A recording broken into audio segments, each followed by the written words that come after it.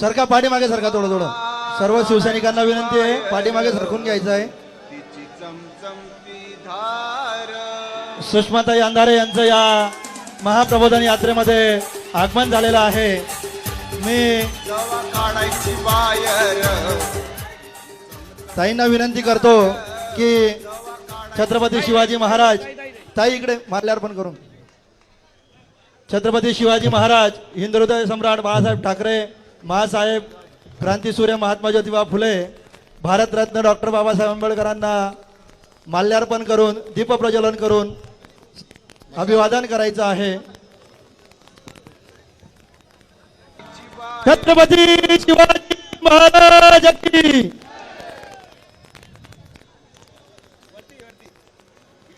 स्वर्गीय हिंद मान्यता मान श्रीमान बाळासाहेब ठाकरे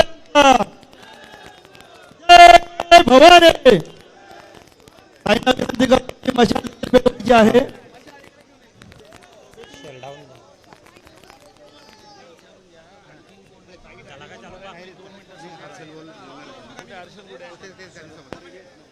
या ठिकाणी महापुरुषांच्या पुतळ्याला माल्यार्पण करायचं आहे. नानाभाऊ महाजन, डॉक्टर हर्षलजी माने, सुषमाताई अंधारे, जयश्रीताई महाजन हे सर्वजण महापुरुषांच्या पुतळ्याला माल्यार्पण करताय.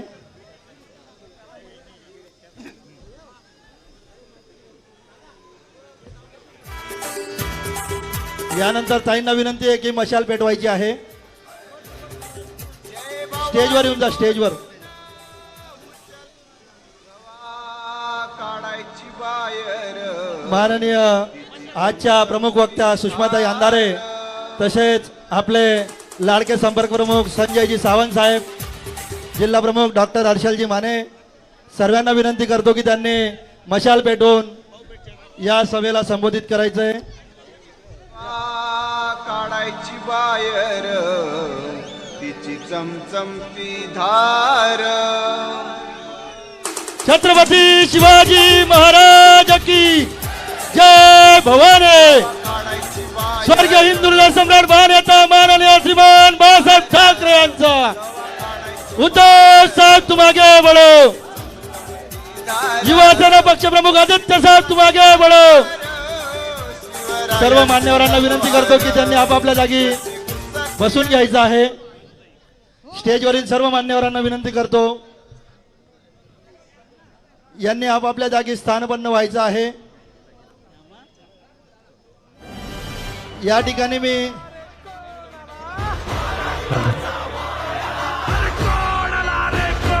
सावंत साहेबांना सांगतो की आपण सभेला कंटिन्यू संबोधित करायचं आहे.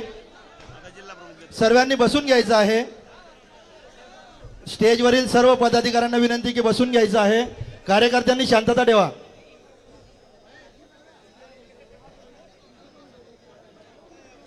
शिवसेना उपनेत्या माननीय सुषमाताईंचं या एरंडोल नगरीमध्ये स्वागत आहे. तर या आपल्याच घरभेदेनी आपले पक्षप्रमुख मान्य उद्धवजी यांना मुख्यमंत्री पदावरनं पाय उतार केल्यानंतर हे कशासाठी गेले हे कारण शोधायला ना 3 महिने लागले. कधी सांगतात हिंदुत्वासाठी गेले, कधी सांगतायत आम्ही बाळासाहेबांचे विचार घेऊन पुढे चाललोय, कधी सांगतात की माजी मुख्यमंत्री यांनी पक्षासाठी वेळ दिला नाही. या मतदारसंघाचं जर सांगीन तर कोविडच्या काळामध्ये आपला आमदार 2 वर्ष तुम्हाला दिसला होता का मला सांगा. आपल्या आमदारांनी आपल्या बच्च्याला घेऊन घरात कोंडून बसला होता की नाही ते मला सांगा. आणि हा आपला जिल्हा प्रमुख डॉक्टर हर्षल माने हा सतत लोकांच्या संपर्कात होता की नाही म्हणून सांगा. तुम्ही स्वतःचा जीव वाचवून घराच्या बाहेर पडू शकत नाही. तुम्ही स्वतःच्या मुलाच्या जीवाची काळजी घेता आणि तुम्ही माननीय उद्धवजीवर तुम्हाला बोलायचा कुठला अधिकार आहे ते मला सांगा. या माणसाने तुम्हा शेतकऱ्यांचे, मला वाटतं कृषी उत्पन्न बाजार समितीमध्ये कुठले पैसे घ्यायचे बाकी ठेवले ते मला सांगा. 5-5 हजार रुपये सुद्धा टोकन घ्यायचे तुमच्याकडनं सोडले का मला सांगा. आमदार फंडाचे पैसे द्यायचे असतील तर 10% पण घ्यायचे सोडले नाहीत. आणि सगळ्यात शरमेची गोष्ट म्हणजे ज्या वेळेला आमदार फुटीचे प्रयत्न चालले होते त्यावेळेला सगळ्यात पहिल्या पळून जाणाऱ्या आमदारामध्ये या एरंडोलच्या आमदाराचं नाव होतं की नाही ते मला सांगा.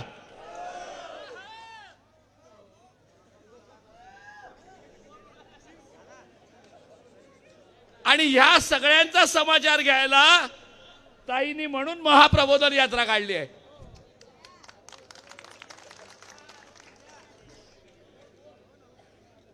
या मतदारसंघाच्या सगळ्या कित्येक गोष्टी गेल्या 10-15 वर्षात या आमदारांनी कशा केल्यात ते मला चांगल्या माहिती आहेत. जर यांच्या वाईटावर टपलं तर कार्यकर्त्यांना कशी कामं दिली ती पण मी बघितलेली आहेत. हर्षल मानेनं यांच्या डोक्यावर बसवलं, कार्यकर्त्यांना घरातनं बोलवण्याने सांगितलं तुम्हाला काम काय पाहिजे सांगा, हर्षल माने बरोबर जाऊ नका. पण हर्षल माने हा शिवसेनेचा जिल्हा प्रमुख आहे, हा कुठल्या चिमण सेनेचा जिल्हा प्रमुख नाही आहे. आणि आता तर मी चिमणाबांना सांगेन, चिमणाबा तुमचं वय झालंय, 5 पिढ्यांचे पैसे घेऊन मोकळे झालेत. तुमच्या मुलाचे सर्व धंदे या एरंडोल आणि पारोळ्याच्या जनतेला चांगले माहिती आहेत. कमीत कमी या एरंडोल आणि पारोळ्याचा विकास करायचा असेल तर तुम्हाला आता विश्रांती घ्यावीच लागेल.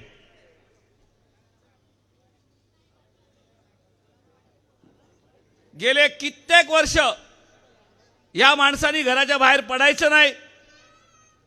कोणी शिवसेनेचं काम करायला लागलं की त्याला बोलवून दम द्यायचा, मग त्याच्यावरती त्याची कुठली कामं करायची नाही.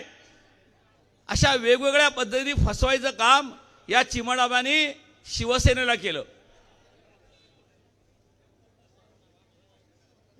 माझी तुम्हाला सर्वांना एकच विनंती आहे की येणाऱ्या सगळ्या निवडणुकीमध्ये हे तुम्हाला आमिष द्यायचं काम करतील.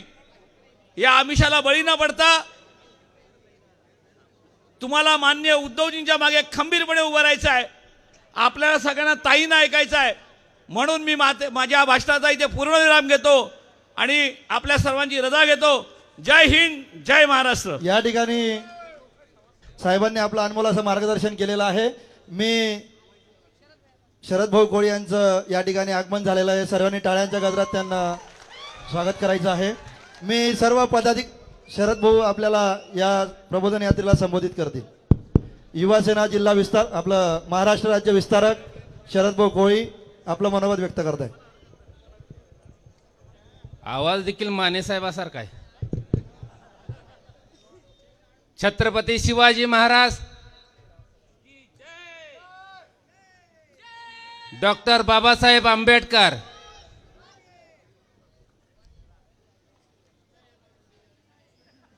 शिवसेना प्रमुख आदरणीय वंदनीय बाळासाहेब ठाकरे साहेब, गोरगरिबांचे, दलितांचे, कष्टकऱ्यांचे कैवारी, शिवसेना पक्षप्रमुख आदरणीय उद्धवजी ठाकरे साहेब, युवा सेना प्रमुख आदरणीय आदित्यजी ठाकरे साहेब, या 50 गद्दारांना गाडण्यासाठी ज्यांनी घरदार सोडून स्वतःची 5 वर्षाच्या मुलीचा विचार न करता तुमच्यामधली आग विझवण्यासाठी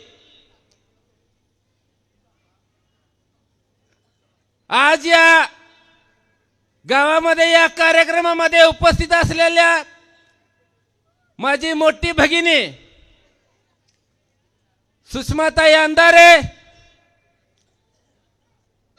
या विभागाचे संपर्क प्रमुख जिल्हा प्रमुख महिला आघाडी, समोर उपस्थित असलेले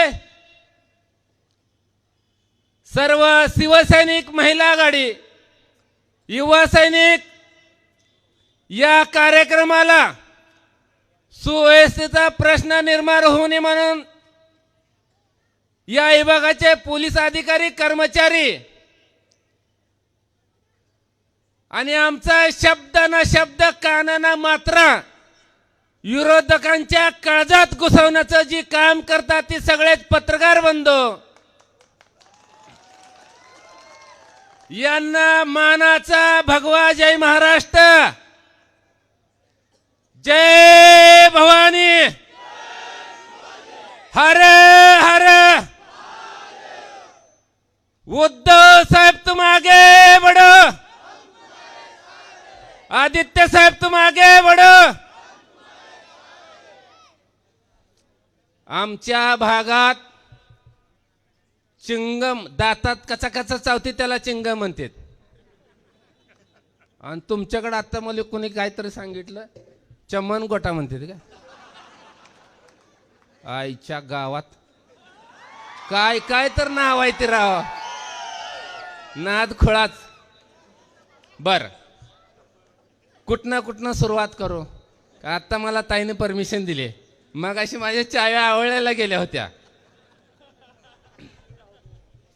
ताई कधी कधी ढिलं सोडत जावं ना, ह्यांची कशी कपडे फाडतं बघा टाराटार। ही औलादी, अरे नुसतं तुम्हा आम्हाला नाही, या राज्यावर वेळोवेळी ज्यावेळी संकट आलं त्यावेळी या संकटाला गाडण्याचं काम ज्या शिवसेने आणि बाळासाहेब ठाकरे साहेबांनी केलं, या राज्यात शिवसेना पाहिजे म्हणून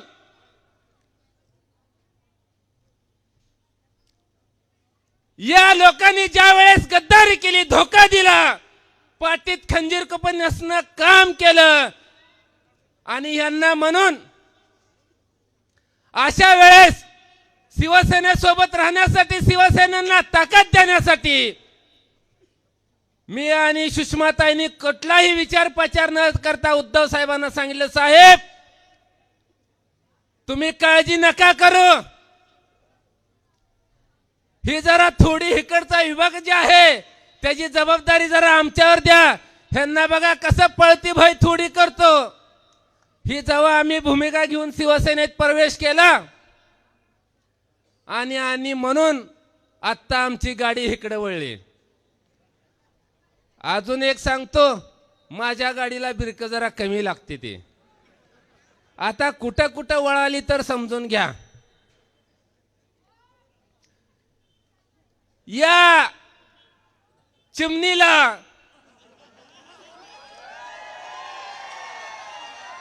आणि ही चिमणी बरीचशी सारखी टिव टिव टिव टिव करते, हिला काय अंडा मिंडा घालायचाय का?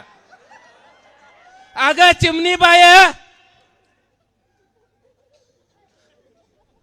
काय सांगू ह्या बाईला, ही चिमणी लई खतरनाक आहे म्हणून मला सांगितलं। ही कधी ह्याच्या स्वतःच्या पोराच्या लग्नात नाचलं नसेल, पण ही चिमणी टिवटिव करणारी त्या गुजरात गुवाहाटीच्या तमाशाच्या फडात जाऊन नाचलं। आईच्या गावात, अरे बाबा तुझा एवढाच जर डान्स असता तर तुला एक हित तमाशाचा फड काढून दिला असता, आणि तुझे हित तमाशाचे फड काढायची लायकी नसती तर हित या बसलेल्या सगळ्या शिवसैनिकांकडून वर्गणी काढून तुला तमाशाचा फड मांडून दिला असता। आणि तेवढ्यान जर भागलं नसतं हिथं एक फंटर तुझ्या बोकांडी बसवायला आणलाय, त्यांना ती जबाबदारी दिली असती। आणि माने साहेबाला डॉक्टरला सांगितलं असतं ह्याचं जरा बघून घ्या, ह्याला नाचण्याचं लय आवड आहे.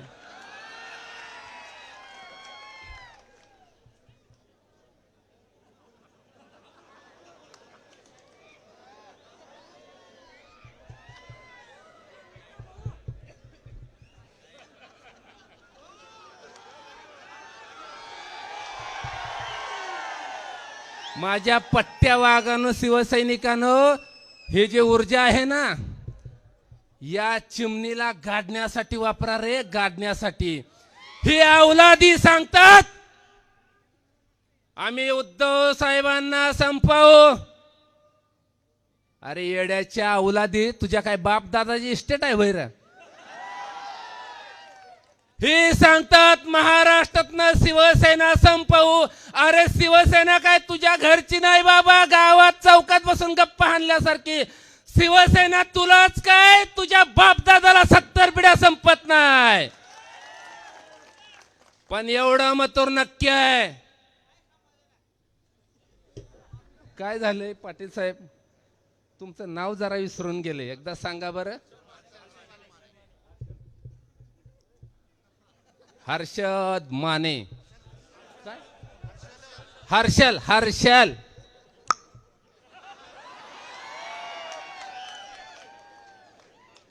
चिमुताई. ए बाया, तुझा हितून आता कायमस्वरूपी ह्या एरियातून बेबूड करण्यासाठी हर्षल मानेला आणलेला आहे. लक्षात ठेव, फडा सोडायला नाही. जर तुला उचलून परस करून जर तालमीत आपटला तर नाव बदलून. ह्या चिमुताईची काय आग भागतच नाही. अरे या उद्धव साहेबांनी 6 वेळा आमदारकीचा तिकीट गेलं, दिलं 3 वेळा तुम्हाला आमदार केलं. तुम्हाला लाज लज्जा नाही का रे? कुशाल तुम्ही गद्दारी केली, गुवाहाटीला गेला, 50 खोक्या एकदम ओके कार्यक्रम करत असताना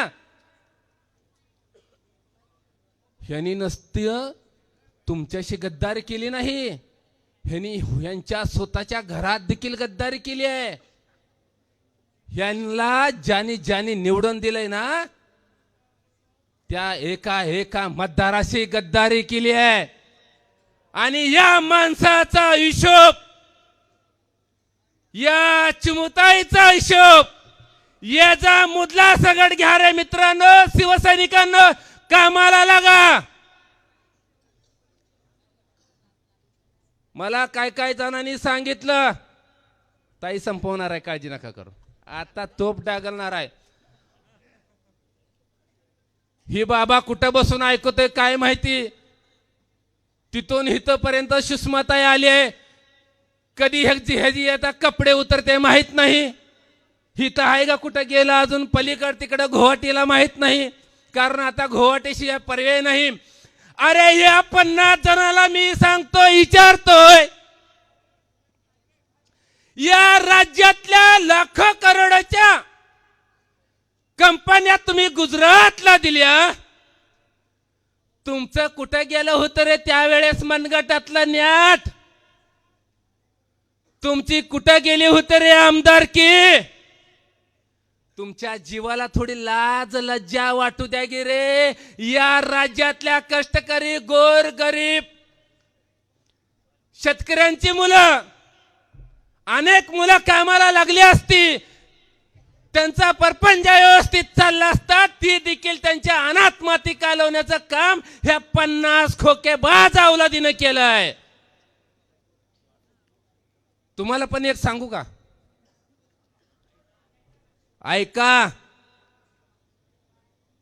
आज ही सांगतोय, ही शिवसेना वंदनीय बाळासाहेब ठाकरे साहेबांची आहे. तुम्हाला वाटत असेल 50 खोक्याचा कार्यक्रम केलाय, सत्ता मिळवली, सत्तेचा माज आणि मस्ती फक्त शिवसेना उतरणार, लक्षात ठेवा. आज जर अडचण वाटत असेल तर काही कालावधी गेल्यानंतर या राज्याचा मुख्यमंत्री परत एकदा आदरणीय उद्धव बाळासाहेब ठाकरे होणार आहेत. मग त्यावेळेस तुम्हाला धावतोयस का घोडा मैदान जवळच आहे. मला कुणी कुणी सांगितलं काही शिवसैनिकावरती पदाधिकारीवरती खोटे गुन्हे दाखल केले असतील, करतेत. लक्षात ठेवा, सरकार आमचं येणार आहे. आज ना उद्या शिवसेनेचा मुख्यमंत्री असणार आहे. शिवसैनिकांच्या केसाला इथनं पुढे धक्का लागला तर खपवून घेतला जाणार नाही. गेली 1-2 महिने शांत बसायचे. फक्त एकदा उद्धव बाळासाहेब ठाकरे आणि आदित्य उद्धव ठाकरे साहेबांनी आदेश देऊ द्या. तुमच्या नाही जर अंगावर चढलेली मस्ती उतरवली तर नाव बदलून ठेवा शिवसैनिकांचे. या भागामधला एरंडाचा कुठला तर फुल आहे का, काय आहे का, कुठं तर नदीवरून जाणारा आहे का? या चिमुताईला मी सांगतोय,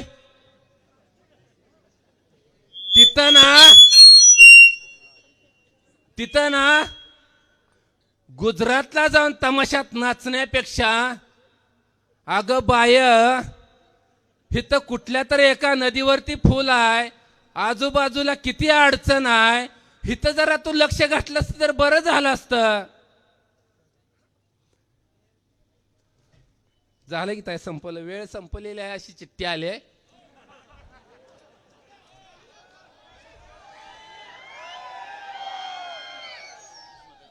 तुमचं ही जी प्रेम आहे ना, माने पाटील साहेबाबरोबर ठेवायचं. पण तुम्हाला एक नक्की सांगतोय, शिवसैनिकांनो, कामाला लागा. बाळासाहेब ठाकरेचा शिवसैनिक परत तुमच्या मधला रस्त्यावर आणा. कोण तुमच्यावर खोटं गुन्हे दाखल करताय, कोण तुमच्या अंगाला हात लावतंय, आता आम्ही बघून घेतो. अजून एक सांगतो, या इथून पुढे जर शिवसैनिकांना हात जर लावण्याचा प्रयत्न केला तर शिवसैनिक तुमचा हात तुमच्या शरीरापासून बाजूला केल्याशिवाय सोडणार नाहीत. एवढं बोलतो, 2 शब्द संपवतो. परत एकदा आपणा सर्वांना मानाचा भगवा जय महाराष्ट्र. लय चिठ्ठ्या आलत्या राव, काय काय लिहिलं तर माहित नाही, पण ही हिशोब एकदा फॉर्म भरल्यानंतर. धन्यवाद दादा. यानंतर आपले लाडके जिल्हा प्रमुख हर्षलजी माने यांना विनंती करतो की 2 मिनिटात आपलं मनोगत व्यक्त करायचंय. महाराष्ट्राचं आराध्य दैवत राजे छत्रपती, घटनेचे शिल्पकार बाबासाहेब आंबेडकर, तुमचं आमचं सर्वांचं दैवत हिंदू हृदय सम्राट सरसेनापती बाळासाहेब ठाकरे, शाहू आंबेडकर फुले यांना सर्वांना विनम्र अभिवादन करून, आदरणीय पक्षप्रमुख उद्धवजी ठाकरे, आदरणीय युवासेना प्रमुख आदित्यजी ठाकरे, सर्व सन्मान्य व्यासपीठ आणि खरंच 1 रुपयाचं भाडं न देता 1 रुपयाला कोणाचा फोन न करता एवढ्या बहुसंख्येने उपस्थित असलेले माझे सर्व शिवसैनिक, युवा सैनिक, महिला आघाडी, सर्व पोलीस कर्मचारी आणि माझ्या पत्रकार मित्रांनो आणि चोरून ऐकणाऱ्या विरोधकांच्या, गद्दारांच्या रिपोर्टरांनो, मी तुमचे जास्त वेळ घेणार नाही ताई, कारण तुमचं अनमोल असं मार्गदर्शन आम्हाला ऐकायचं आहे. फक्त एक एरोंडोल आणि पारोळा आणि भडगाव तालुक्याच्या वतीने एकच सांगू इच्छितो की इथली शिवसेना ही अभेद्य आहे आणि येणारं प्रत्येक इलेक्शन आम्ही प्रत्येक शिवसैनिक हा इमाने इतबारे सर्व एकजुटीने लढू. पक्षाने दिलेला उमेदवार हा जरी कोणी असेल तरी आमचे वैयक्तिक मतभेद बाजूला ठेवून आम्ही यापुढे येणारे सर्व इलेक्शन एकजुटीने लढू, हीच ग्वाही आज तुमच्या सर्वांच्या समक्ष देतो. द्यायची ना? आणि तुम्ही खरंच अंतःकरणापासून तुमच्या सर्वांचे धन्यवाद देतो. यानंतर आपल्याला अनमोल असं ताईंचं मार्गदर्शन ऐकायचं आहे, त्यामुळे सुषमाताई अंधारेंना विनंती करतो की त्यांनी आपलं मार्गदर्शन आम्हाला विस्तृतपणे द्यावं. दादा 1 मिनिट, सर्व तालुक्याच्या वतीने ताईंचा गुच्छ देऊन सत्कार करायचा आहे. सर्व पदाधिकाऱ्यांना उभं राहायचं आहे. सर्व आपले शिवसेनेचे, काँग्रेसच्या वतीने देखील बाबा बोरे आलेले आहेत. सर्व पदाधिकाऱ्यांना विनंती करतो, एरंडोल, पारोळा, भडगाव विधानसभा मतदारसंघाचे सर्व पदाधिकारी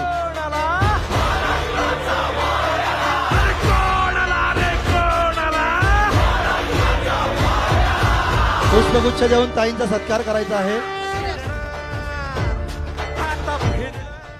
बसून घ्यायचंय सर्वांनी स्टेजवर.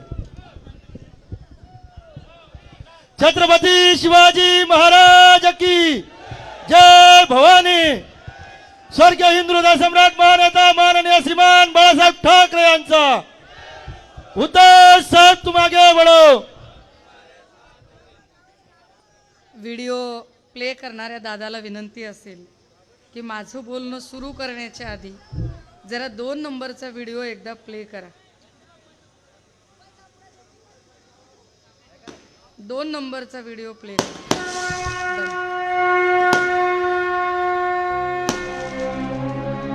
कुरुक्षेत्रावर अर्जुनाच्या पुढं सारथी होऊन जसा उद्धव उभा होता, तसा महामारीच्या काळात या महाराष्ट्राच्या मागे उद्धवा तू अचल उभा होतास.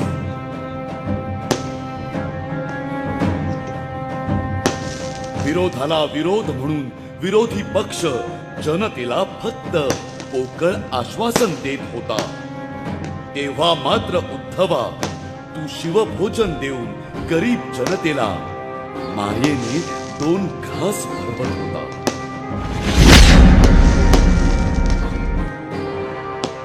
महामारीच्या काळात ज्यांना देश सांभाळायचा होता ते थाळ्या वाजवत राहिले. रविवार को शाम को 5 बजे 5 मिनट तक ताली बजा करके, थाली बजा करके, घंटी बजा करके हम उनके प्रति अपनी कृतज्ञता व्यक्त करें. गंगा माईची शववाहिनी झाली, पण तुम्ही मात्र आमच्या इंद्रायणी, गोदावरी आणि चंद्रभागेची संस्कृती जपली.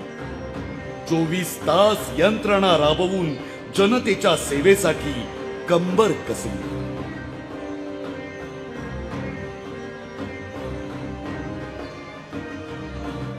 कोविडच्या काळात सामान्य माणूस श्वासाश्वासाला मुकला, पण महाराष्ट्र आणि ठाकरे सरकार WHO आणि IIM च्या कौतुकास पात्र ठरला. डॉक्टर तेद्रोस ने कई देशों की तारीफ की जिनमें धारावी का भी था. केंद्राची कर्जमाफी आजवर फक्त कागदोपत्रीच वाहिली, पण 531 कोटीची कर्जमाफी करून उद्धवा तू बळीराजाची चूल पेटवली. शिक्षण हा प्रत्येकाचा मूलभूत अधिकार आहे हे आजवर फक्त ऐकलं होतं, पण उद्धवा महाराष्ट्राला शिक्षणाप्रती तू खऱ्या अर्थी जागृत केलंस. दिल्लीचेही तख्त राखतो महाराष्ट्र माझा असं छत्रपतींच्या राज्यात मराठी माणूस अगदी छाती ठोकून म्हणाला. पण आज त्याच काही दिल्लीतल्या लोकांना भुलून काहींनी आपल्याच माणसांशी गद्दारी केली. या महाराष्ट्राने अनेक राजकारणी, नेते पाहिले आणि झेलले, पण संयम, सुसंस्कृत, नैतिकतेचे गुण उद्धवा तुझ्यातच आम्हाला दिसले. प्रक्षोभक भाषण, आक्रमक पक्ष काढून काही लोक बाळासाहेबांची फक्त नक्कल करतात, पण बाळासाहेबांचे, प्रबोधनकारांचे विचार मांडून उद्धवा तू पक्षाचं कुटुंब करू पाहत होतास. काही चलाख राजकारणी सत्ता मिळावी म्हणून रात्रभर कुटील डाव मांडत होते, पण उद्धवा तू महाराष्ट्रासाठी कोरोनाशी अहोरात्र झगडत होता. लोकप्रिय मुख्यमंत्र्यांच्या यादीत मुख्यमंत्री ठाकरे टॉप 5 मध्ये.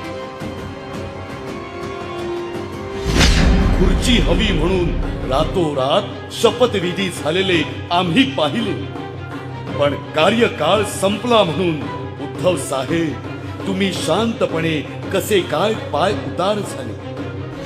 अरे घरकुल आवास योजना राबवून उद्धवा तू कित्येक अनाथांचा पालक ठरलास. उद्धवा कोरोना काळात तू राबवलेला धारावी पॅटर्न अख्ख्या जगाला आदर्श ठरला. पण असा आदर्श मुख्यमंत्री आम्हाला 2.5 वर्ष लाभला आणि मराठी माणूस पहिल्यांदा हाय मोकळून रडला. आज एक मराठी माणूस म्हणून, बाळासाहेबांचा सच्चा शिवसैनिक म्हणून मला, तमाम मराठी जनतेला, या सह्याद्रीला, माता भगिनींना तुमचा अभिमान आहे की हो, महाराष्ट्रात असा एक मुख्यमंत्री, असा एक नेता, असा आमचा कुटुंब प्रमुख आहे जो सुसंस्कृत, नैतिक, जबाबदार, विनम्र माणूस आहे. तो म्हणजे आमचा उद्धव, आमचे साहेब आणि आमचे भावी मुख्यमंत्री मी उद्धव बाळासाहेब ठाकरे आहे. ईश्वर साक्ष शपथ घेतो की कायद्याद्वारे स्थापित झाले आहे अशा भारतीय संविधानाबद्दल मी खरी श्रद्धा व निष्ठा बाळगेन. जातीत वाटल्या गेलेल्या सर्व महापुरुषांचे विचार एकत्र करून महाप्रबोधन महाकारुणिक सम्यक संबुद्ध, बहुजनांचे राजे राजे शिवछत्रपती, स्त्री उद्धारक क्रांतीबा, आरक्षणाची मुहूर्तमेढ पहिल्यांदा इथं रोवणारे छत्रपती राजर्षी शाहू महाराज, या आरक्षणाला घटनात्मक आयाम देणारे बोधिसत्व युगप्रवर्तक विश्वरत्न डॉक्टर बाबासाहेब आंबेडकर, मनोरंजनातून प्रबोधन आणि प्रबोधनातून परिवर्तन हा प्रवाह सांगणारे साहित्य सम्राट, लोकशाहीर, सत्यशोधक कॉम्रेड अण्णाभाऊ साठे, बिरसा मुंडा, तंट्या भिल्ल, मा सावित्री, मा रमाई, मा जिजाई, फातिमाबी शेख, या सर्व आदर्शांना अभिवादन करत संत सेवालाल महाराज, संत रोहिदास महाराज, अहिल्याराणी होळकर, तद्वतच संत गाडगे बाबा, संत तुकडोजी महाराज, संत तुकोबाराय, या सर्व संत पुरुषांना सुद्धा अभिवादन करत हा महाराष्ट्र ज्यांनी ज्यांनी घडवला, वाढवला, त्या सर्व महामानवांना अभिवादन करत प्रबोधनकार ठाकरेंच्या या महाराष्ट्रामध्ये ज्यांनी रक्ताचं पाणी करून ही शिवसेना घडवली, वाढवली, त्या वंदनीय बाळासाहेबांना अभिवादन करत या महाराष्ट्रालाच नव्हे तर या संपूर्ण देशाला ज्यांनी भाषावार प्रांत रचनेमध्ये एक नवा आणि महत्त्वाचे म्हणजे संस्थाने विलिनीकरणामध्ये अत्यंत महत्त्वाची भूमिका मांडली, त्या सरदार वल्लभभाई पटेलांना सुद्धा अभिवादन करत दादा हो, मी जाणीवपूर्वक ही क्लिप आपल्याला दाखवली. मंचावर अनेक मान्यवर बसलेले आहेत. या जिल्ह्याचे सन्माननीय संपर्क प्रमुख आमचे बंधू आयुष्यमान संजयजी सावंत साहेब, या जिल्ह्याचे जिल्हा प्रमुख हर्षल मानेजी, जळगावच्या महापौर आमच्या महाजन ताई आहेत, तद्वतच अनेक मान्यवर मंडळी इथं उपस्थित आहेत. मराठवाड्यातून उपस्थित झालेले गेली 25 वर्षापासूनचे निष्ठावान शिवसैनिक प्रकाश भाऊ अंधारे, किंवा ज्यांचं भाषण आपण ऐकलं अत्यंत जोशपूर्ण, ते युवा सेनेचे राज्य विस्तारक आयुष्यमान शरद भाऊ कोळी, अनेक मान्यवर मंडळी, कुणाल महाजन, आर बी पाटील, गुलाबराव वाघ, नाना महाजन, रमेश अण्णा, अनेक नावं आहेत. मी जाणीवपूर्वक आपल्याला अगदी सुरुवातीला ही क्लिप दाखवली. त्याचं कारण असं की अनेक लोकांनी जाताना सन्माननीय उद्धव साहेबांवरती एक आरोप ठेवला की 2.5 वर्षात तुम्ही काय काम केलं. 2.5 वर्षात काय काम केलं ते काम मला इथं दाखवायचं होतं. कारण उत्तर प्रदेशामध्ये जेव्हा कोविडने मृत्युमुखी पावलेली प्रेतं त्यांचे नातेवाईकही स्वीकारायला तयार नव्हते, अशा काळात उत्तर प्रदेशमध्ये कोविडने मृत्युमुखी पडलेली प्रेतं ही नदीवर तरंगत होती. त्यावेळेला इथे महाराष्ट्रात मात्र प्रत्येक मृत्युमुखी पडलेल्या प्रेताची अत्यंत सन्मानाने इत्मामात विल्हेवाट, अत्यंत सन्मानजनक त्या त्या धर्माच्या धार्मिक विधीनुसार ते अंत्यसंस्कार पार पाडले जात होते. कोविडच्या काळामध्ये अटच ही होती की घराबाहेर पडू नये, लोकांना भेटू नये, शक्य तेवढा जनसंपर्क टाळावा. त्यामुळे सन्माननीय उद्धव साहेब स्वाभाविक होतं की बाहेर पडणार नाहीत, ते एका ठिकाणी बसून काम करतील. पण एका ठिकाणी बसून काम करताना सुद्धा आणि भाजपचं सरकार केंद्रात असताना सुद्धा ज्यांनी अत्यंत महत्त्वपूर्ण जबाबदारी पार पडली त्या टॉप 3 मुख्यमंत्र्यांमध्ये, देशातल्या टॉप 3 मुख्यमंत्र्यांमध्ये कोविडच्या काळात सर्वोत्कृष्ट काम केलेले मुख्यमंत्री म्हणून वर्ल्ड हेल्थ ऑर्गनायझेशनने ज्या सन्माननीय उद्धव साहेबांचा सन्मान केला की अत्यंत चांगला मुख्यमंत्री ज्याने कोविडच्या काळात काम केले, त्या मुख्यमंत्र्यांवरती या लोकांनी आरोप केले आणि म्हणाले की ते आम्हाला भेटत नव्हते. पण नंतरच्या 6 महिन्याच्या काळात ते का भेटत नव्हते तर त्यांची शारीरिक स्थिती तशी नव्हती.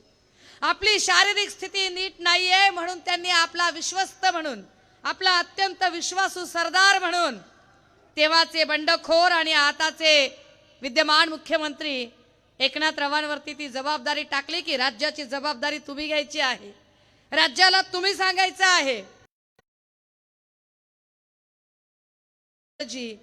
ते कोणत्या आजारातून जात होते, कोणत्या परिस्थितीत होते हे सांगण्याच्या ऐवजी जाणीवपूर्वक त्यांच्याबद्दल गैरसमज निर्माण करून त्यांच्या विश्वासाचा गैरफायदा घेऊन एक कूटनीतीचं राजकारण इथं रचलं.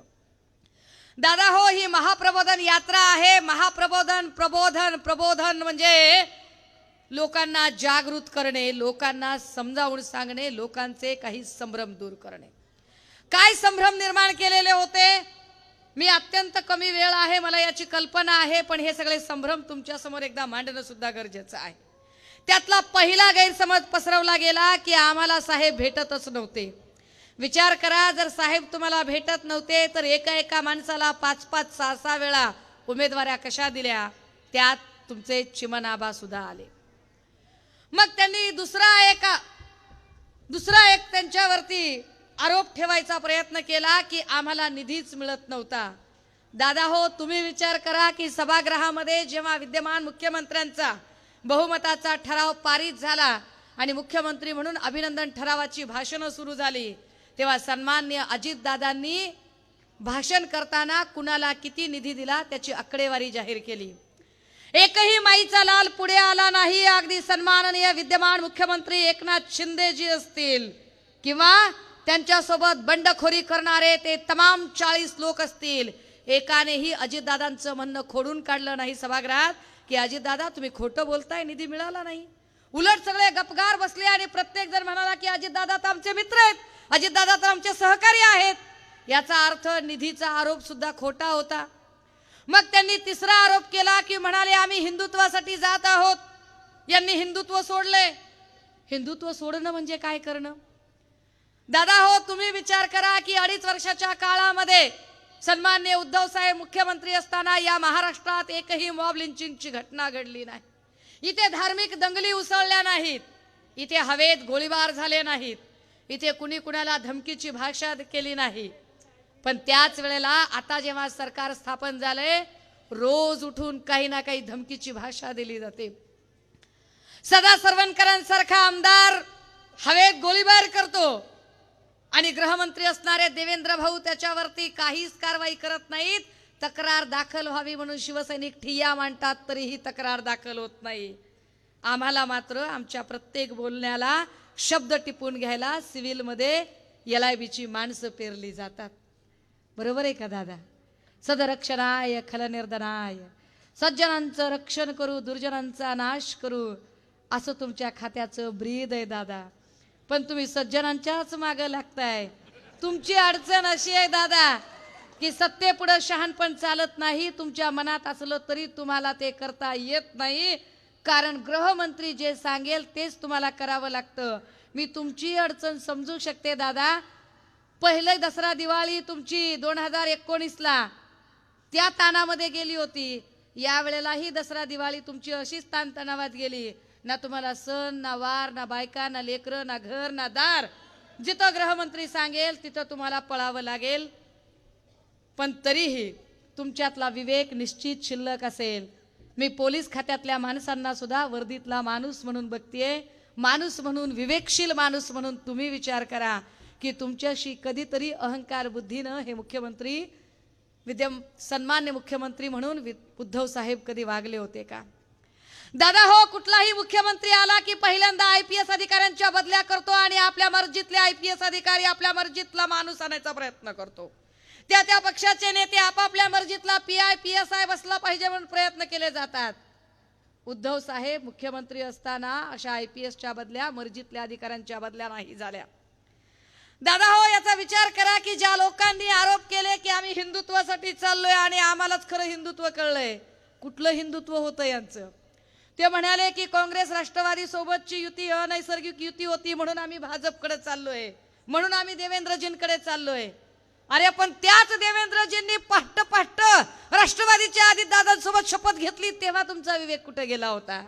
त्यावर का बरं कुणी बोलत नाही?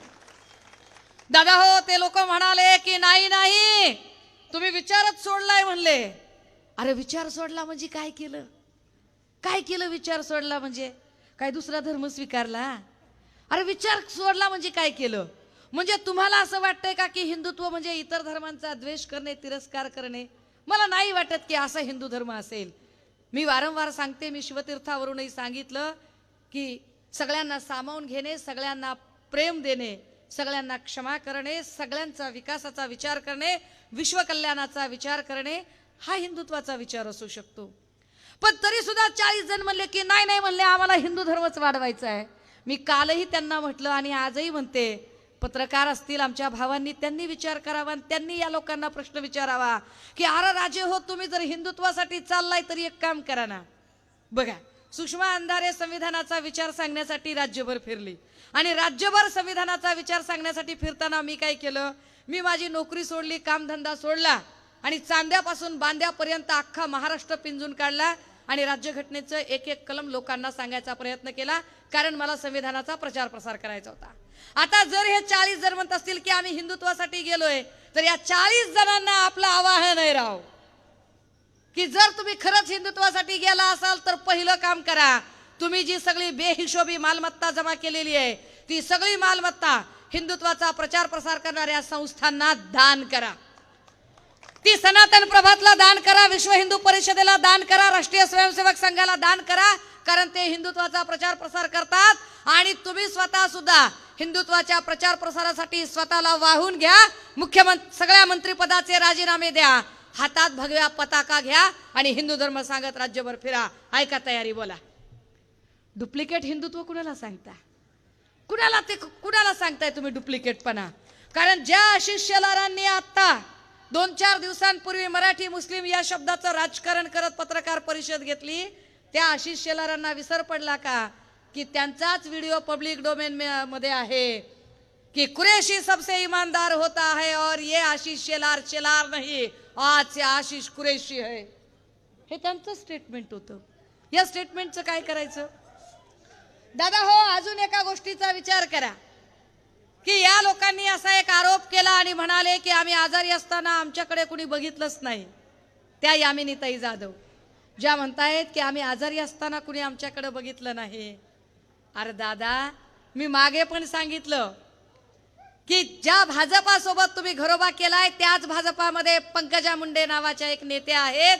ज्या पंकजा मुंडेंचे वडील लोकनेते गोपीनाथरावजी मुंडे भरल्या ताटावरून गेले, अवघा महाराष्ट्र हळहळला. दिल्लीमध्ये त्यांचं निधन झालं आणि दिल्लीवरून त्यांचं पार्थिव परळीमध्ये आणलं गेलं. खरं तर केंद्रीय मंत्रिमंडळातला मंत्री गेल्यानंतर त्या संपूर्ण मंत्रिमंडळाचा पालक म्हणून पंतप्रधानांनी सुखदुःखात सहभागी व्हायचे असते, परंतु पंतप्रधान अजिबात मुंडे साहेबांच्या अंत्यविधीला पोहोचले नाही. पण या गोष्टीचं भांडवल करत लोकनेत्या पंकजा मुंडे यांनी कधीही पक्ष सोडायची भाषा केली नाही. हा निष्ठेचा गुण यामिनी जाधवांसारख्यांना कधी कळेल? मग आपल्या असं लक्षात येतं की यातलं कोणतंच कारण खरं नव्हतं. कारण खरं काय होतं? तर कारण खरं हे होतं की भावना गवळींच्या बालाजी पार्टिकल्स कारखान्याचा प्रॉब्लेम होता. बालाजी पार्टिकल्स कारखान्याची चौकशी लागली होती, ईडीच्या नोटिसा यायला लागल्या होत्या आणि आमचे किरीट भाऊ भावना गवळी सारखे जे म्हणजे माफिया लोक आहेत, अच्छा माफिया लोकांना आता आम्ही माफ करणार. ज्या भावना गवळी इकडे असताना माफिया होत्या त्या तिकडे आल्या की मोदी साहेबांच्या बहीणबाई कशात झाल्या सांगा मला? कशात झाल्या त्या बहीणबाई? काय जादू केली होती तुम्ही? कशा काय अचानक त्या तुमच्या बहीणबाई झाल्या?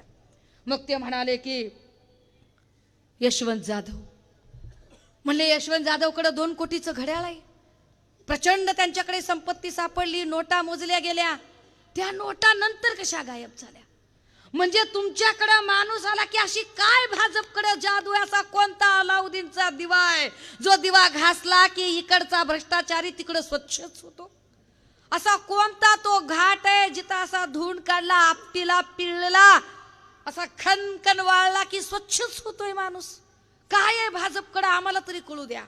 अशी काय मशीन आहे की भाजपला भ्रष्टाचारी फक्त काँग्रेसमधला, राष्ट्रवादीमधला किंवा सेनेतला माणूस दिसतो आणि भाजपमधला कुणीच दिसत नाही? मिंदे गटातला एकही माणूस दिसत नाही.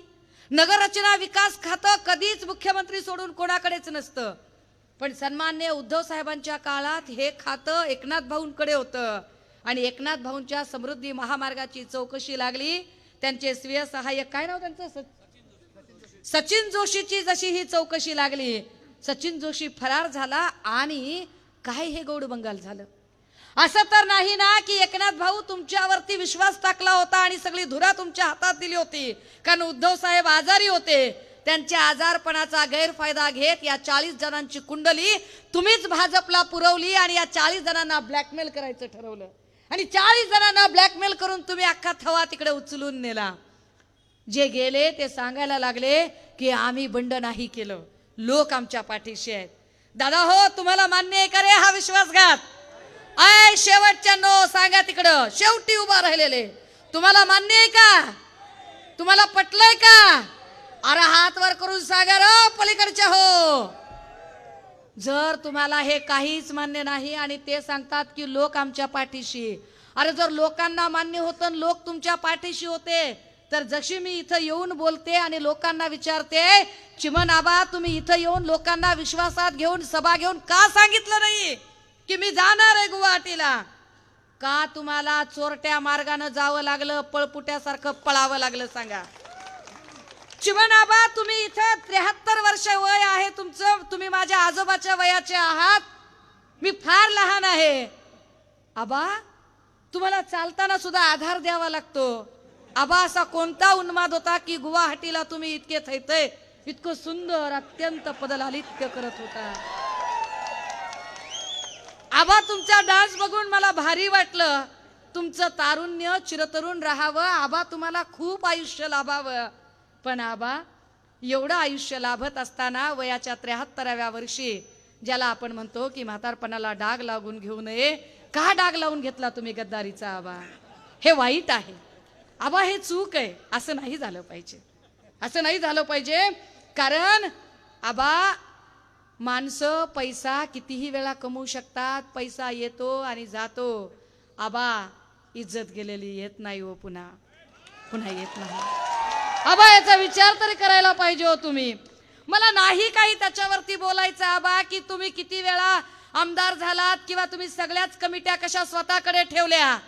आबा तुम्हाला एकदाही वाटलं नाही की मतदारसंघातला एखादा शिवसैनिक निष्ठावान आहे, जाऊ दे बाबा आता कुठं मी करू, मला चलताही नाही धड, राहू दे आता ह्या बारीला दुसऱ्याला कुणाला तरी तिकीट द्यायचं, असं तुम्हाला वाटलं नाही? वयाच्या 73व्या वर्षी सुद्धा तुम्हाला खुर्ची सुटत नाही आबा, आणि तुम्ही 32 वर्षाचं पोरगा असणाऱ्या आदित्य ठाकरेंवरती आरोप करावे. आबा हे वागणं बरं नव्हे, हे वागणं बरं नव्हे आबा, शोभत नाही. आबा हे असंच जर चालू राहिलं तर लोक विचारत राहतील तुम्हाला, कस काय पाटील बरं आहे का, कस काय पाटील बरं आहे का, गुवाहाटीला गेलात ते खरं आहे का? काल म्हण तुम्ही खोकेच घेतले, डोंगर झाडी हाटीलच केलं. आबा गेलेला मान परत नाही येणार हो, असं नाही करावं आबा, असं नाही करावं. आबा तुम्हाला असं नाही वाटलं का की अरे आपण इतक्या वेळा आमदार झालोय, चला यावेळेला हर्षल मानेला पुढे करू, नाही हर्षलशी पटात अजून कोणाला पुढे करू, पण आपल्यातला एखादा माणूस पुढे करू असं एकदाही वाटलं नाही? तुमच्याही मनात हा प्रश्न कधी निर्माण झाला नाही की अरे बदललं पाहिजे, नेतृत्व बदललं पाहिजे? आणि ज्या लोकांनी खुर्च्या उभवण्याचं काम केलं त्या लोकांनी आरोप करावेत. दादा हो, मी इथं तुमच्या समोर उभी आहे ती फक्त एकाच कामासाठी. सत्ता पाहिजे असती तर सन्मान्य उद्धव साहेबांनी देवेंद्र भाऊ सारखा असा आक्रस्ताळेपणा केला असता मी पुन्हा येईन, पण असा आक्रस्ताळेपणा नाही केला. सन्मान्य उद्धव साहेबांनी हसत हसत राजपाट सत्तापाठ सोडून दिला आणि ते निघून आले. ते त्याच्यावर त्यांनी भाष्यही केलं नाही. दादा हो, तुम्ही विचार करा, 40 जण जे गेले ते नुसते अजेंड्यावर नाही, ते व्यक्तिगत पातळीवर उतरले. अगदी ज्या घरात खाल्लं पिलं, ज्या मासाहेब मीनाताईंनी यांना अत्यंत प्रेमाने खाऊ पिऊ घातलं, त्या मासाहेब मीनाताईंवर सुद्धा बोलायला यांची जीभ जराही थरथरली नाही. ते रश्मी वहिनींवर बोलले, काहीही संबंध नसताना ते कुटुंबावर घसरले, पातळी सोडून त्यांनी भाष्य केलं. परंतु शिवसेनेच्या एकाही नेत्याने एकदाही पातळी सोडून आबा आम्ही बोललो नाहीयेत, आबा आम्ही सभ्य आणि सुसंस्कृत नेत्याचा वारसा घेऊन आलोय, आमच्यातली सभ्यता, आमच्यातला सुसंस्कृतपणा आमच्यात शाबूत आहे, आबा आम्ही फक्त एवढ्यासाठीच या ठिकाणी आलोय, ही महाप्रबोधन यात्रा यासाठी फक्त काढली आहे कारण बुडती हे जन न देखवे डोळा, ज्या पद्धतीने म्हणून कळवळा येत असे. अरे ज्या पद्धतीने महाराष्ट्रातला एक एक प्रकल्प गुजरात मध्ये जातोय आणि मुख्यमंत्री म्हणून ते काहीच करत नाहीत, पण माझा मुख्यमंत्र्यांवर सुद्धा अजिबात राग नाही, माझाच भाऊ आहे. त्यामुळे माझ्या भावाबद्दल मी कसा राग व्यक्त करावा? मी बहीण आहे, कितीही माझे भाऊ ओवाळून टाकल्यासारखे वागले तरी माझं ओवाळणं काम आहे त्यांना, मी ओवाळेनच त्यांना, माझे भाऊ आहेत ते. पण माझ्या भावांबद्दल मला वाईट वाटतं. मुंबईच्या सभेमध्ये जेव्हा मी म्हटलं की माझ्या भावाच्या समोर तुम्ही कागद देता, तुम्ही माईक काढून घेता, तुम्ही त्यांना सुचवता, त्यांना बोलण्यापासून थांबवता, तेव्हा काही लोक हसले. पण राजे हो, हे हात जोडून सांगितलं पाहिजे की हा विषय हसण्यावारी नेण्यासारखा नाही. मुख्यमंत्रीपदी बसवलेला आमचा भाऊ, जेव्हा आमच्या भावाचा माईक काढून घेतला जातो किंवा चिठ्ठ्या दिल्या जातात, याचा अर्थ एवढा साधा नसतो दादा हो. याचा अर्थ हा असतो की देवेंद्र भाऊला आणि भारतीय जनता पार्टीला सांगायचे असते की बघा, तुम्हाला मराठेतर मुख्यमंत्री चालत नाही म्हणून आम्ही तुमच्या इच्छे खातर, चंद्रकांत दादांच्या भाषेत सांगायचं झालं तर मनावर एवढा मोठा दगड ठेवून आम्ही मराठा मुख्यमंत्री तुम्हाला दिलाय, पण या मराठा मुख्यमंत्र्याला साधं पत्रकारांसमोर बोलता येत नाही, मांडता येत नाही, म्हणून आम्ही याला चिठ्ठ्या देतोय. म्हणजे मराठा नेतृत्वाकडे बुद्ध्यांक नसतो, ही इमेज तयार करण्यासाठी, मराठा नेतृत्वाची बदनामी करण्यासाठी ठरवून भारतीय जनता पार्टी हा डाव करते आणि ठरवून 4 चौघांमध्ये त्यांना चिठ्ठ्या देण्याचा आणि त्यांच्या समोरचा माईक घेण्याचा अश्लाघ्य प्रयत्न केला जातो. मला एकनाथ भाऊंबद्दल काहीच तक्रार नाहीये, कारण एकनाथ भाऊंचं मुळात काही चालतच नाही. जरी एकनाथ भाऊ मुख्यमंत्री पदावर बसलेले असले तरी सगळी सत्तेची सूत्र जी आहेत ती उपमुख्यमंत्री देवेंद्रजींच्या हातात आहेत. देवेंद्रजी जे सांगतील तेच करावं लागतं. दादा हो, तुम्ही विचार करा, मुख्यमंत्री म्हणून आतापर्यंत जेवढे मुख्यमंत्री आले त्यातल्या एकाही मुख्यमंत्री पत्नीने कधीही ढवळाढवळ केली नाही. अत्यंत सभ्य, सुसंस्कृत आणि शालीनता आणि महाराष्ट्राचा वारसा जपला. पण देवेंद्र भाऊंची पत्नी गरज नसताना वारंवार बोलत राहिल्या, वारंवार मांडत राहिल्या. अगदी पातळी सोडून त्यांनी सन्मान्य उद्धव साहेबांवरती टीका केली, पण उद्धव साहेब चकार शब्दानं बोलले नाही. दादा हो, मी हे सांगायला तुम्हाला आले की अरे महाराष्ट्राची सत्ता, मत्ता आणि अस्मिता घडवण्यासाठी, हा महाराष्ट्र राखण्यासाठी, या महाराष्ट्राची मान सतत उंचावर ठेवण्यासाठी वंदनीय बाळासाहेबांनी रक्ताचं पाणी केलं. सरदार वल्लभभाई पटेलांचे तो तळपता स्वाभिमान जागृत तिथं या महाराष्ट्रात ठेवला गेला. या महाराष्ट्राने महापुरुषांचा इतिहास जपला. परंतु याच महाराष्ट्राची सत्ता, मत्ता आणि अस्मितेवर घाला घालण्यासाठी राणा, कंबोज, सोमय्या यासारखी अमराठी लोकांना जाणीवपूर्वक उकसवलं गेलं. आमच्यावर आरोप कोण करतं? महाराष्ट्रातल्या सगळ्या मराठी नेतृत्वांवर आरोप कोण करतं? तर सोमय्या अमराठी माणूस.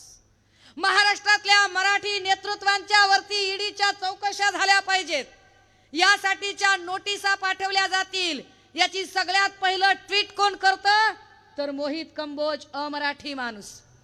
महाराष्ट्रातल्या मुख्यमंत्री पदावर बसलेल्या व्यक्तीबद्दल अत्यंत अश्लाघ्य आणि सवंग भाषेतली टीका कोण करतं? तर नवनीत राणा, रवी राणा सारखी अमराठी माणसं. म्हणजे अमराठी माणसांनी महाराष्ट्रातल्या माणसाचा सातत्याने अपमान करायचा ही नीती ठरवून दिली. महाराष्ट्रातले एक एक उद्योग तिकडे पाठवायचे ही नीती ठरवून दिली. महाराष्ट्राला कंगाल करायचा ठेकाच आणि सुपारीच जणू देवेंद्र भाऊ आणि महाराष्ट्रातल्या भाजपाने घेतली. पण वाईट याचं वाटतंय की भाजपाने ही सुपारी घेताना कुऱ्हाडीचा दांडा आणि गोतास काळ माझ्याच कुटुंबातले माझे 40 चुकार भाऊ जे तिकडे गेले ते त्यांना साथ देत आहेत. माझ्याच चुकार भावांना, कारण एवढी भाजपाची हिंमत नव्हती की त्यांनी गेल्या 40 वर्षापासून जो शिवसेनेचा धनुष्यबाण देवाऱ्यावर पुजला होता तो धनुष्यबाण गोठवण्याची ताकद भाजपामध्ये नव्हती दादा हो. पण तो धनुष्यबाण गोठवण्याचं पाप या 40 लोकांना हाताशी धरून केलं गेलं. घर का बेदी लंका ढाय कार्यक्रम झाला, परंतु त्यांना माहिती नसेल की कपट नीतीने जर तुम्ही लंका रचली असेल तर ती लंका नेस्तनाबूत करण्यासाठी हनुमानाच्या शेपटीला मशाल बांधावी लागत होती. ती मशाल आज आमच्या सोबत आहे. दादा हो, इथला महाराष्ट्रातला विचारच केला जात नाहीये. सतत कुरघोड्यांचं राजकारण.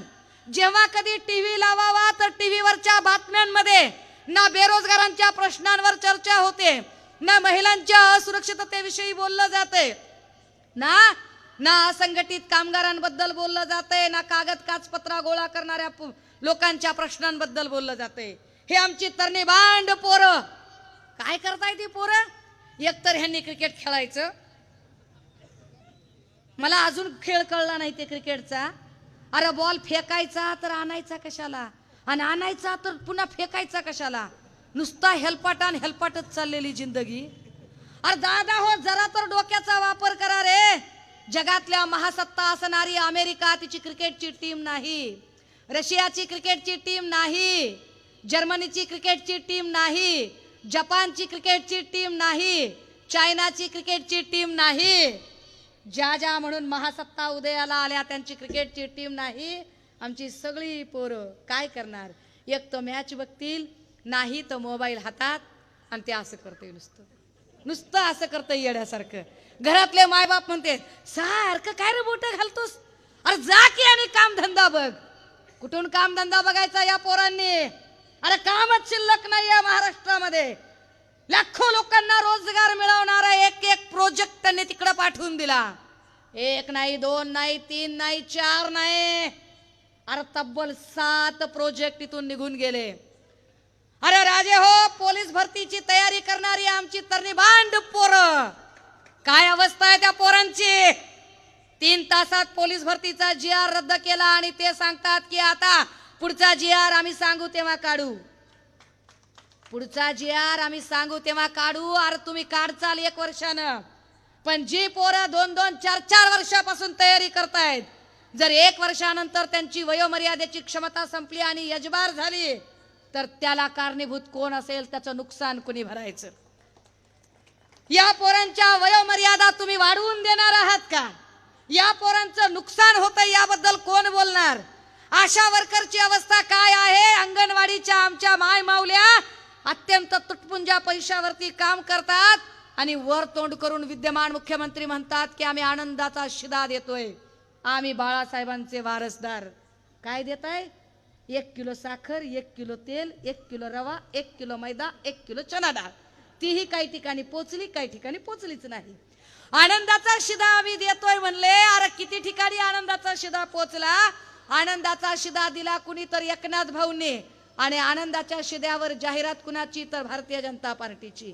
आनंदाच्या शिद्यावर वंदनीय बाळासाहेबांचाही फोटो नाही आणि धर्मवीर आनंद दिघेंचाही फोटो नाही. मग एकनाथ भाऊ तुम्ही कोणती शिवसेना जपताय?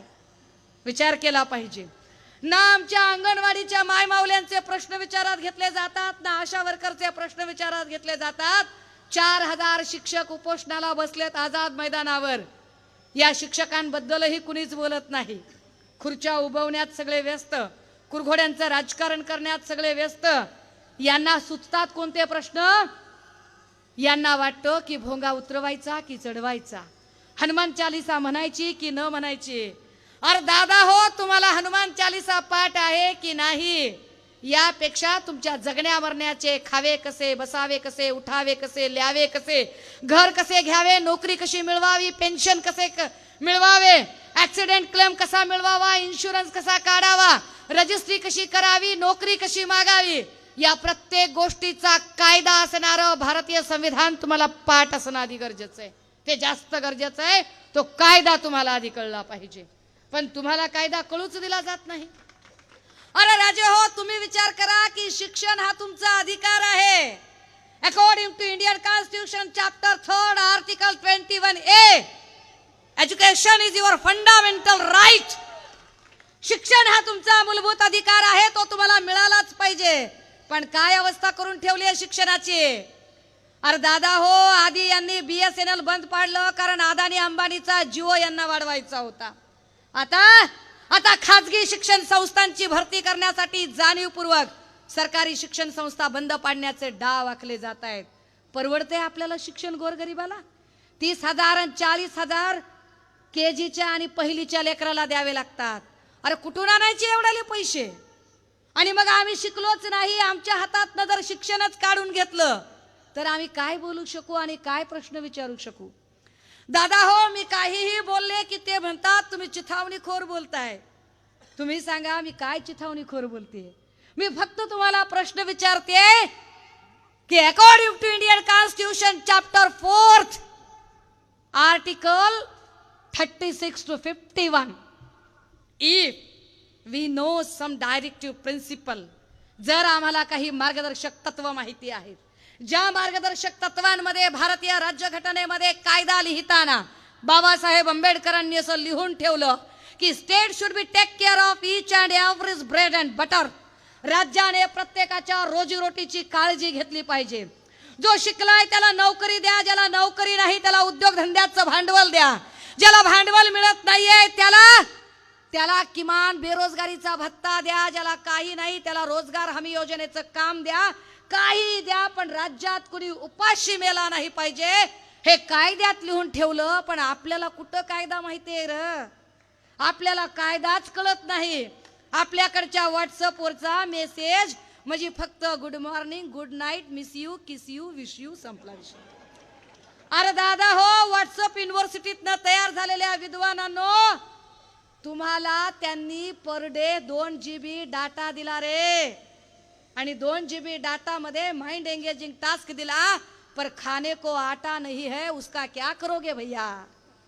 खाने को आटा नहीं है लेकिन सर्फिंग के लिए डाटा दे रहे हैं, तो उनको सवाल पूछना पड़ेगा कि भाई मोदी जी आप ही ने तो कहा था हमें. भाई और बहनों, मैं आपको विश्वास दिलाना चाहता हूं कि जब कभी हमारी पार्टी सत्ता में आएगी, हम हर साल कुठे येते सगळं ते 2 करोड लोकांना नोकरी देणार होते, आणि आता म्हणतात अगर रोजगार नहीं मिला तो क्या हुआ, चाय पकोड़े की दुकान डाल लीजिए. हे बरं आहे मोदी जी, तुम्ही चहा विकायचा, आम्ही पकोडे तळायचे.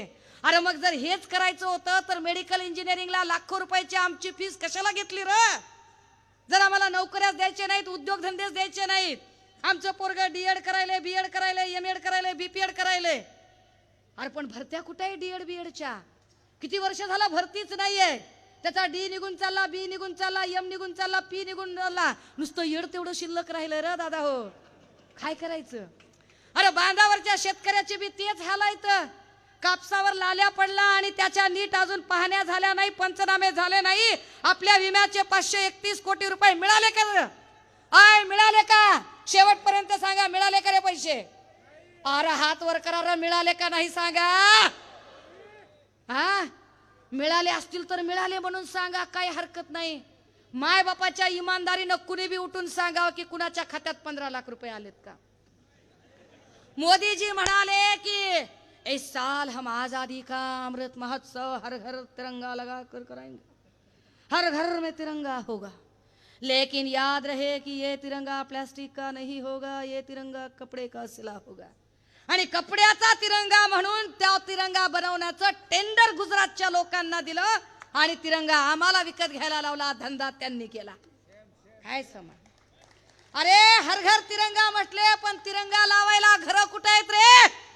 अरे आमच्यातला भटका असेल, आमच्यातला भिल्ल समाजाचा, आदिवासी समाजाचा, कोळी समाजाचा, आमच्यातला घिसाडी असेल, टकारी असेल, पारधी असेल, कंजारभाट असेल, सिकलगार असेल, किती लोक झोपड्यांमध्ये राहतात. त्यांनी झेंडा कुठं लावायचा? मोदी जी हम तिरंगा लगाना चाहते पर आप बताइए कहाँ लगाएंगे तिरंगा अगर घर ही नहीं है तो. काय बोलायचं याच्यावर? आम्ही त्या आमच्या बाई अशा सिलेंडरवर बसायच्या. बहुत हो चुकी महंगाई की मार अब की बार. अरे कस अरे 1 रुपया 62 रुपये बरोबर $1 होता. त्यावेळेला मोदीजी सांगत होते जिस देश का रुपया गिरता है उस देश की इज्जत भी गिरती है. 62 रुपये असताना. अरे आता 83 रुपयावर गेलं ना रे, तरी निर्मला काकू बोलत नाहीत. बरं मी दादा म्हणते, काकू म्हणते, मामा म्हणते, अण्णा, मी चुकीचा शब्द वापरलाय का रे? काहीतरी चुकीचं बोलले का? हा त्या आमच्या नवनीत अक्का तिकडे, आमच्या अक्काबाई मागच्या 2.5 वर्षात नुसता थैथयाट. अरे दादा हो, तुम्ही विचार करा रे, आपण न बोलावता कुणाच्या घरी चहा प्यायला तरी जातो का रे? शेजारी जरी असला तरी न बोलावता आपण कुणाच्या घरी चहा प्यायला जात नाही. नवनीत अक्काला सांगायला लागलेत, according to Indian constitution chapter 3 article 19 everyone has a right. प्रत्येकाला आपल्या धर्मानुसार पूजा अर्चा उपासना करण्याचा अधिकार आहे. धर्म नावाची गोष्ट नक्की पाळली गेली पाहिजे. अरे पण तुमच्या घरात वाचा ना, मुख्यमंत्री म्हणतायत ना माझ्या घरी येऊ नका. का बोलत दुसऱ्याची घरं घुसायला लागलात तुम्ही? का असला कसला नाद रे तुम्हाला? असं कसं असतंय? आपण जातो का बिन बोलावता? ज्यांना पहिचान और मैतारा मेहमान कशासाठी रे बाबा? कशासाठी? बरं आमचंच काय चाललंय ते विचारतेत. अरे दुसऱ्याच्या लग्नात बुंदी कशा पायी वाढता र? तुमचं बघा की तुम्ही.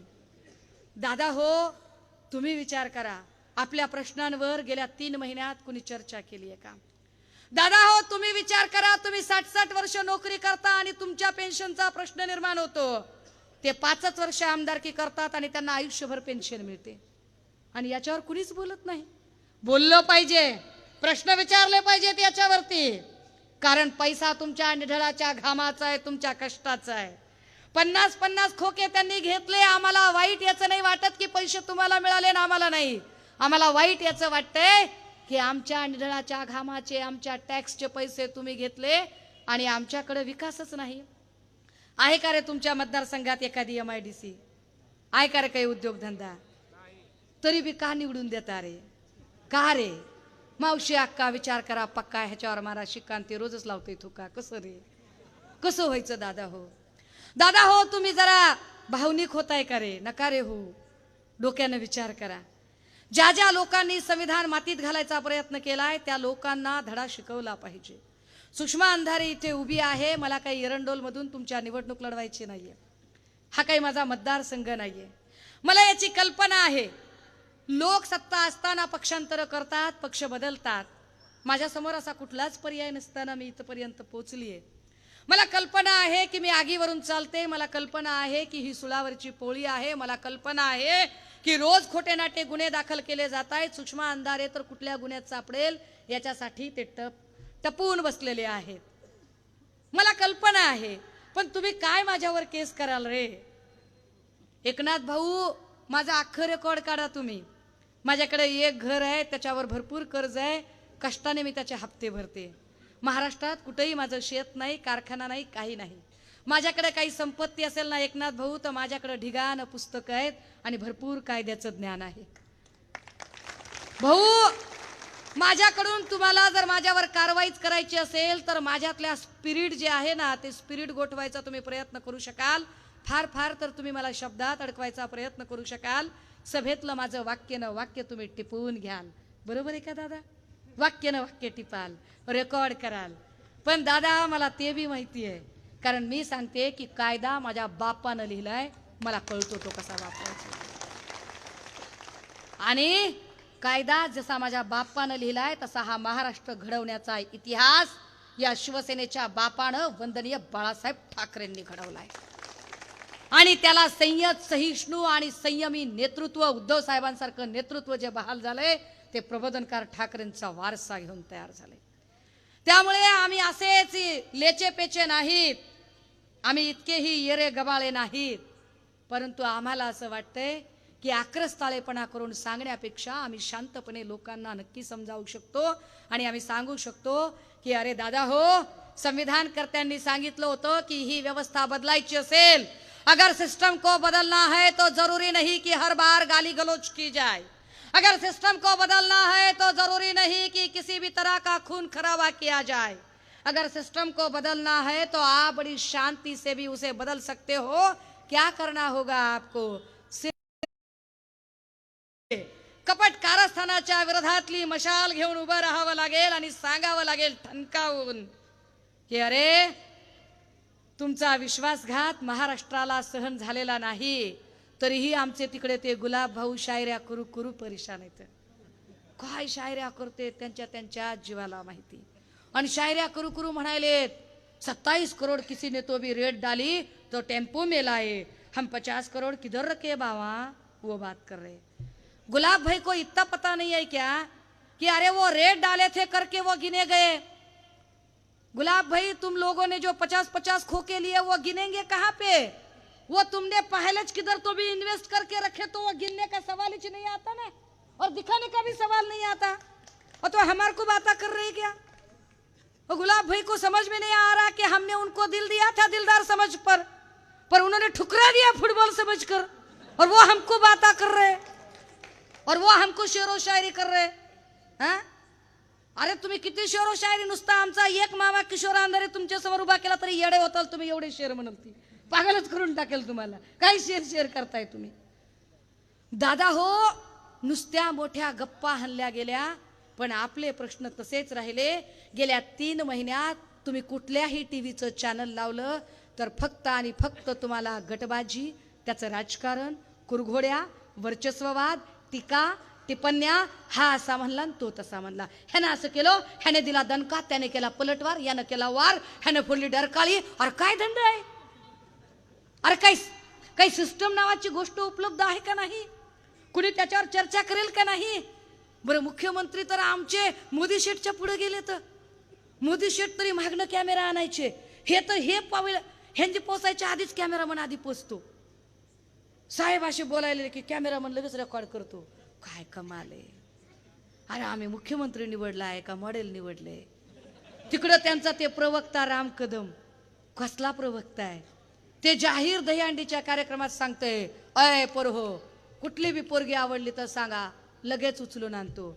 अरे आमदार निवडलाय का उचल्या निवडलाय आम्ही, ती तरी सांगा आम्हाला. आम्ही गरीब आहोत, आम्ही अडाणी आहोत, सांगा बाबा तुम्हीच आम्हाला. ती प्रकाश सुर्वे तिकडं म्हणतोय हातपाय तोडा, टेबल जामीन तयार ठेवतो. अरे काय कोर्ट तुझ्या बापाचं आहे वैर? असं कसं रे दादा, असं कसं बोलतोय? ते तिकडं म्हणतोय मैं चुन चुन के मारूंगा, मैं आग्या मवळ है. उसको हमने बताया तभी कि आग्या मवळ का हम क्या करते हैं, आग्या मवळ को हम गौरी का खान लेके पेटो के उसका धुर करते हैं, फिर आग्या मवळ आंधा होता है, तडपडता है. फिर काय सांगते ते हे कुणाला कुणाला धमक्या देतात? काल परवा शेतकऱ्यांचे 531 कोटी रुपये विम्याचे सुप्रीम कोर्टने सांगितल्यावर सुद्धा देत नाहीत दादा. किती निगरगट्ट आहेत बघा. सुप्रीम कोर्टचं ऐकत नाहीत. ऑनरेबल सुप्रीम कोर्टने प्रेयर मान्य केली आणि ऑर्डर केली की या शेतकऱ्यांचे विम्याचे 531 कोटी रुपये तुम्ही तात्काळ बँकेत भरा. भरले गेले नाही म्हणून शिवसेना उद्धव बाळासाहेब ठाकरेचे आमचे कळम धाराशिवचे आमदार कैलास पाटील उपोषणाला बसले. उपोषणाला बसले तर आमचाच बिंदे गटातला दुसरा भाऊ, आमचा तानाजी भाऊ, ह्याला डासातला फरक कळत नाही. ह्याला हातीपाय रोग पाण्यानं होते का डासानं होते कळत नाही. ह्याला हत्तींबद्दल काय कळत नाही. ह्याला डासांचं विचारलं तर म्हणतंय सर्वे करतो. कशाचं सर्वे करतो? मादी डास किती, नर डास किती, गरवार डास किती, असा सर्वे करतो का? आणि तिला म्हणतंय उपोषणाला कोण बसलंय त्यांच्या फायली काढतो. धमक्या देता, धाकदपटशा करता, केसेस टाकता, आमच्या किशोरीताईंची चौकशी लावता. हे लक्षात आलं पाहिजे कट कारस्थान महाराष्ट्राच्या कि सच बोलने वालों का वो क्या हश्र कर रहे हैं, पर उनको पता नहीं है कि सरफरोशी की तमन्ना अब हमारे दिल में है, देखना है जोर कितना बाजुए कातिल में है. आम्ही ठरवून घेतले, तुम्हाला काय करायचंय ते करा आणि तुम्ही काहीही पद्धतीने ठरवा. दादा हो, जर या देशामध्ये पूर्ण संविधानाची तोडफोड चाललेली असेल, ईडी, सीबीआय, इलेक्शन कमिशन यासारख्या स्वायत्त यंत्रणांचा गैरवापर चालला असेल, स्वायत्त यंत्रणा भारतीय जनता पार्टी स्वतःच्याच वापरासाठी आणि राजकीय सूडबुद्धी म्हणून वापरत असेल आणि ते सांगत असतील की आम्हाला नुसती शिवसेनाच नाही तर आम्हाला सगळेच पक्ष संपवायचे, तर तुम्ही विचार करा. Multi party system is a very essential for democratic parliamentary democracy. संसदीय लोकशाहीसाठी बहुपक्षीय पद्धत गरजेची असते. जर सगळेच पक्ष त्यांनी विरोधी पक्षही संपवायचा ठरवला तर इथे एक निरोगी, एक अत्यंत सशक्त लोकशाही कशी शिल्लक राहील. ती सशक्त लोकशाही शिल्लक ठेवण्यासाठी आणि संविधानाची चौकट अबाधित ठेवण्यासाठी शिवसेना उद्धव बाळासाहेब ठाकरे कटिबद्ध आहे. ही महाप्रबोधन यात्रा कायद्याचे राज्य यावे यासाठी आहे. ही महाप्रबोधन यात्रा लोकांचे प्रश्न ऐरणीवर आणावे यासाठी आहे. ही महाप्रबोधन यात्रा भाजपाने जी तुकडे तुकडे गँगचं राजकारण सुरू केले, जाती धर्मात महापुरुषांना वाटायचा जो प्रयत्न केलाय, तो प्रयत्न हाणून पाडण्यासाठी आणि सगळ्या महापुरुषांचा विचार हा महाराष्ट्राला जोडण्याचा विचार होता. मग तो सरदार वल्लभभाई पटेलांचा असेल, तो महात्मा गांधींचा असेल, तो छत्रपती शिवाजी महाराजांचा असेल, छत्रपती संभाजीराजेंचा असेल, छत्रपती शंभूराजेंचा असेल, शाहू महाराजांचा असेल, बाबासाहेबांचा असेल, क्रांतिबा ज्योतिबा फुल्यांचा असेल, अण्णाभाऊंचा असेल किंवा तुकडोजी महाराजांचा असेल. पण यांना जाती धर्मामध्ये वेगवेगळं करण्याचं राजकारण जर भारतीय जनता पार्टी करत असेल तर भारतीय जनता पार्टीला आरसा दाखवण्याचं काम आम्हाला करावं लागेल. अजून एक गोष्ट दादा हो, मी बोलते तेव्हा माझ्यावरती टीका करताना लोक माझ्या आडनावावरती कोट्या करतात. अंधारेबाई अंधारातनं उजेडात आल्या. दादा हो, मी त्यांना सांगितलं पाहिजे की भाजपाचा यूएसपी हा जातीवादी मनोवादी दृष्टिकोन सांगणारा यूएसपी आहे. त्यामुळे ते आडनावावरून टीका करतात, म्हणजेच ते मनोवादी आणि वर्णवादी वर्चस्ववादी जातीवाद पाळतात. तो वर्णवाद आणि वर्चस्ववाद आणि जातीवाद पाळणाऱ्या भाजपाला संविधानवाद काय आहे ते सांगायला सुषमा अंधारे येते. माझ्या नावात जरी अंधारे असला तरी प्रज्ञेचा प्रचंड प्रकाश माझ्याकडे आहे. जे लोक म्हणतात की शिवसेनेत तुम्ही आत्ता आलात, त्यांना हे कळलं पाहिजे की याच मंचावर माझा सख्खा भाऊ प्रकाश दगडूराव अंधारे गेली 25 वर्ष निष्ठावान शिवसैनिक म्हणून काम करतोय. गेल्या 25 वर्षापासून शिवसेना माझ्या कुटुंबात रुजलेली आहे आणि महाराष्ट्राच्या हितासाठी होय मी शिवसेनेत विचार करून आहे. ते म्हणतात की तुम्ही टीका केली होती. अरे केली की, तुमच्यासारखं लपून ठेवत नाही, तुमच्यासारखी घाबरत पण नाही. 10 वेळा सांगते की जसं वंदनीय बाळासाहेब म्हणतात तशीच मी सांगते की माझा शब्द म्हणजे बंदुकीची गोळी, गेली गेली, शोधत बसत नाही गोळी कुठं पडली. पण माझं म्हणणं काय आहे की अरे माझ्यासारख्या एकेकाळी टीका केलेल्या माणसाचं सुद्धा हृदय परिवर्तन झालं.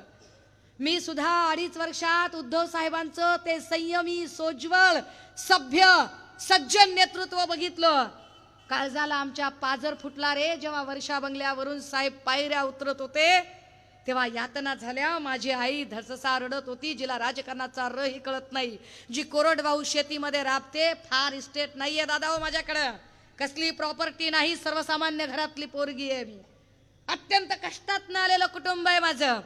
माझ्या सोबत 2 भाऊ आहेत जे कष्ट करतात आणि कष्टाची भाकरी खातात, जे रोज कामाला जातात. कुठलाही राजकीय वारसा घेऊन आलेली नाही मी, तरी सुद्धा एवढ्या सगळ्या या 40 लोक आणि रोज किमान 5 कॅबिनेट मंत्री माझ्यावर टीका करतात, तरीही बदत नाही, घाबरत नाही आणि तुमच्या बाप्पाला भीत नाही. डंके की चोट पर सांगते की जर मी सांगते की होय मी बाबासाहेब आंबेडकरांचं लेकरू आहे, होय मी वंदनीय बाळासाहेब ठाकरेंचा वारसा घेऊन इथपर्यंत आली आहे, तर होय मी तुम्हाला पाणी पाजल्याशिवाय राहत पण नाही. ठासून सांगते, ज्या ज्या लोकांनी उद्धव साहेबांच्या डोळ्यात पाणी आणलं, ज्या ज्या लोकांनी मासाहेब मीनाताई ठाकरेंवरती अश्लाघ्य टीका केली, ज्या ज्या लोकांनी काही कारण नसताना रश्मीताईंना या गलिच्छ राजकारणात ओढण्याचा प्रयत्न केला, त्या प्रत्येकाची वैचारिक पातळी आम्ही दाखवून देऊ. आणि होय, हे सगळं करताना सगळ्यात महत्त्वाची गोष्ट की शिवसेना हे सुडाचं राजकारण करण्यासाठी नाही, शिवसेना हे महाराष्ट्रातले प्रश्न सोडवण्यासाठी आहे हे सांगण्यासाठी. आणि ज्यांना असं वाटलं ना की आम्ही तो गेलो, मग कोण आहे आता यांच्यासोबत, अहो सगळे गेले सगळे गेले, त्या गुलाबराव असतील, रामदास कदम असतील किंवा नारायण राणे असतील किंवा त्यांचे ते 2 बारके बारके लेकरं असतील, हे सगळ्यांनी बघावं. अरे ही गर्दी विकत आणलेली नाही रे, कुठेही भाड्याने गाड्या पाठवलेली नाही. ही गर्दी उत्स्फूर्तपणे उद्धव साहेबांच्या प्रेमापोटी जमलेली गर्दी आहे, ती बघून घ्या. आणि ही अशीच गर्दी गावागावात दिसते. गावागावात जेव्हा लोक दिसतात तेव्हा त्याची साक्ष पटते की उद्धव साहेबांच्या सोबत अजूनही महाराष्ट्र आहे. आमदार गेले ते त्यांच्या खोक्यांच्यासाठी, आमदारांच्या सोबत जे 4-2 लोक गेले असतील ते त्यांच्या ठेकेदाऱ्या, गुत्तेदाऱ्या आणि त्यांची कॉन्ट्रॅक्ट्स वाचवण्यासाठी. सर्वसामान्य शिवसैनिक मात्र ॲज इट इज आहे. सर्वसामान्य माणूस मात्र आहे तिथेच आहे. या सर्वसामान्य माणसांनी आता जरा विचार करावा शांतपणे आणि या लोकांना उत्तर कशी द्यायची ती तुम्ही ठरवावं. कारण ते म्हणतात की लोक आमच्या पाठीशी आहेत.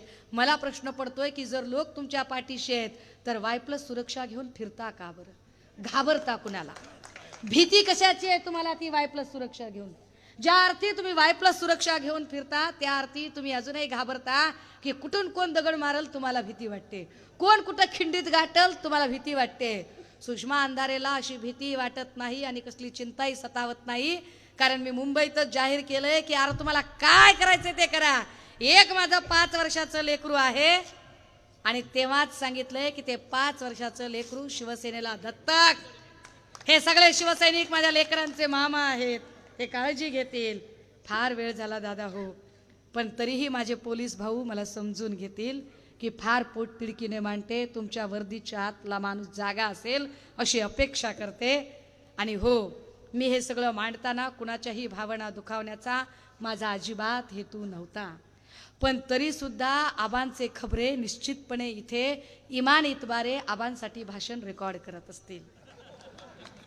ते बिचारे खबरे, त्यांचं काही चुकत नाही. 1000 रुपये एक बिर्याणी आणि थोडीशी हाफ क्वार्टरसाठी केलं पाहिजे त्यांना. त्यामुळे त्या बिर्याणीबाज पंटरांना सुद्धा दुखवायचा माझा अजिबात अधिकार हेतू नाही. पण तरी सुद्धा माझ्या बोलण्याने जर कुणालाही राग आला असेल, वाईट वाटलं असेल, उपमर्द झाला असेल, चुकून कुठल्याही आमच्यातल्या चुकार मिंदे गटात गेलेल्या भावांच्या किंवा त्यांच्या खबऱ्यांच्या, त्यांच्या कार्यकर्त्यांच्या जर माझ्याकडून काही भावना दुखावल्या गेल्या असतील तर अशा सगळ्या कार्यकर्त्या, नेत्या, खबऱ्यांची मी हात जोडून, दोन्ही हात तिसरं मस्तक जोडून अजिबात माफी मागणार नाही. बोलून शब्द बदलायला मी काही रवी राणा किंवा अण्णा हजारे नाही. मी सुषमा अंधारे आहे. माझा प्रत्येक शब्द अत्यंत जबाबदारीने उच्चारते आणि त्या शब्दांवरती ठाम असते. दादा हो, थांबते, रजा घेते. जय ज्योती, जय भीम, जय शाहू, जय जिजाऊ, जय महाराष्ट्र. या ठिकाणी ताईंना विनंती करतो की एरंडोल पारोळा विधानसभा मतदारसंघात सत्कार स्वीकारायचा आहे. सर्व शिवसेनेच्या पदाधिकाऱ्यांना विनंती करतो. या ठिकाणी संजयजी बदाने आले, ते देखील ताईंचा सत्कार करू इच्छितात. बापू डेकोरेटर साऊंड सर्व्हिस. या ठिकाणी सर्वांना विनंती आहे, येणाऱ्या 4 तारखेला विरोधी पक्षनेते अंबादासजी दानवे साहेब एरंडोल शहरात दुपारी 2 वाजेला छत्रपती शिवाजी महाराज पुतळ्याजवळ येणार आहेत. तिथून एरंडोल तहसील कार्यालयावर धडक मोर्चा निघणार आहे. याची नोंद घ्यायची आहे. मोर्चा हा शेतकऱ्यांसाठी निघणार आहे. शेतकऱ्यांचे प्रश्न विचारून सरकारला धारेवर धरण्यासाठी या मोर्चाचं नियोजन केलं आहे. जास्तीत जास्त संख्येने सर्व शिवसैनिकांनी व परिसरातील सर्व शेतकऱ्यांना विनंती आहे की 2 वाजेला 4 तारखेला 2 वाजेला छत्रपती शिवाजी महाराज पुतळ्याजवळ जमायचं आहे.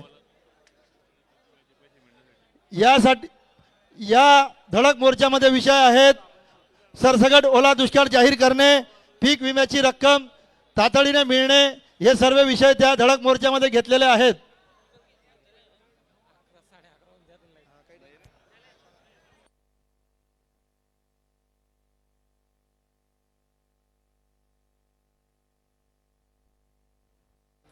सर्वांना विनंती आहे, जर महिला भगिनी या ठिकाणी असतील तर आधी त्यांना जाऊ द्या. महिला भगिनींना आधी जाऊ द्या, मगच सर्व पुरुष मंडळींनी जावं ही नम्र विनंती. महिला मंडळींना कृपया रस्ता द्या. हॅलो, बापू डेकोरेटर्स पारोळा.